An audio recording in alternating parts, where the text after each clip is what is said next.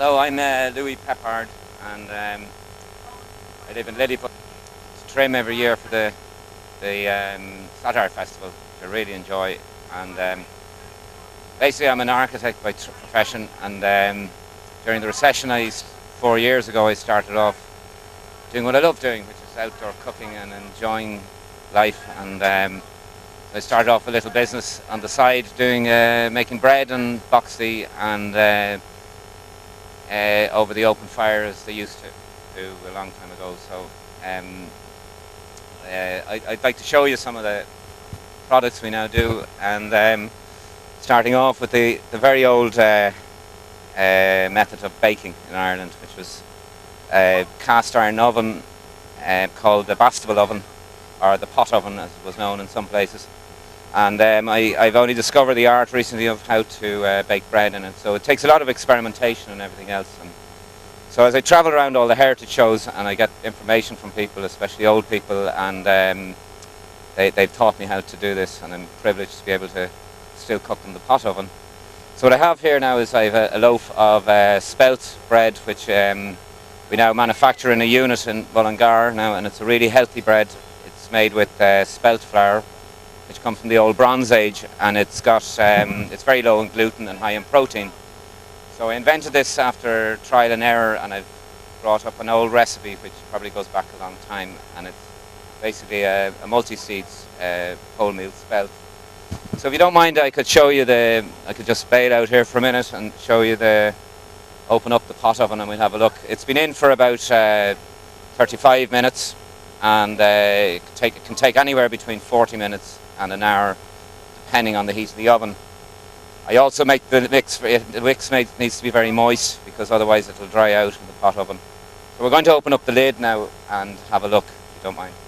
What you're going to find. So I'll take it off there now. Oops, that can be a dusty old job as well.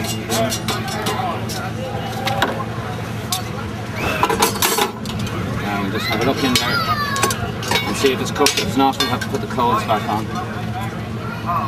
Now that's nice and hot. It's cooking really well. It's still, it hasn't got quite enough crust in it, so I reckon it's going to take another probably 10 or 15 minutes. If you leave it in too long, it will burn. So anyway, so what I'll have to do now is I'll have to just keep it hot, so put the coals back onto it again.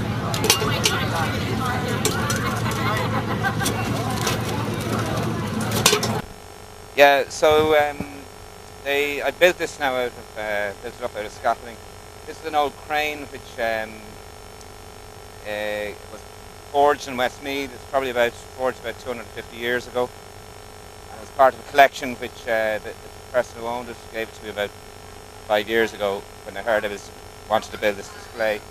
These are all from an old workhouse up in Sligo. It's called the Union Workhouse in Dromore West, and they're on loan from the workhouse. You can see this is a part of the crane here. This is where they would have hung the pots off the crane, but this would have been for a fireplace which was that height, feeding maybe 300 people in the workhouse. This is an old poker as well that was forged in Multifarnham in County Westmeath, and this is a lovely piece now. This is tongs here, which is also forged in Multifarnham in Westmeath, and it's a beautiful piece of ironwork. And an ironsmith looked at it and he said that it was extended. Do you know what I mean? So it was originally short, and that it was brought back to the blacksmith and they extended it and made it a bit longer. So that's really it. This is used for lifting. You always take that off the fire, so you can hook it in the pot oven, which can be really hot, and you can lift it off the fire, or you can hang the pot oven out of it. Then we have the old kettle, which I love now, but I haven't got around to cleaning it out. Sometime I'm going to go down and I'll sandblast the inside and I'll clean it up, boil it up, and actually use it to make tea and dine for that day. And then I can pour it into the tea urn, so a very old tea urn, and you can just turn it there and that. So you put your tea leaves in there, take your kettle off, pour the kettle into the tea, and then you can pour your cup of tea out. So everything was quite sophisticated. These are the griddles I use now. These are This griddle here is also from Westmeath, and it's been handed down over generations, and it's on loan to me. I've been warned on my life now not to lose that, because that's belonging to a family that's been handed down, so I have to be very, very careful with everything. You can see it's so old that there's only one of the handles on it, and in fact when I got it I think it was that size, so I think it's actually reduced a bit and used. Well, the griddle is used for making potato bread. Now, because I have the pot oven on here, I'm actually making the potato bread over on a modern gas griddle here, which really makes the same sort of potato bread. So the griddle, you make griddle bread, it's called. So you can do soda farrels on it or griddle bread, and what you do is you hang it over the turf fire, heat it up to a certain temperature, roll out your dough, and then you cut out your bread and put it on it.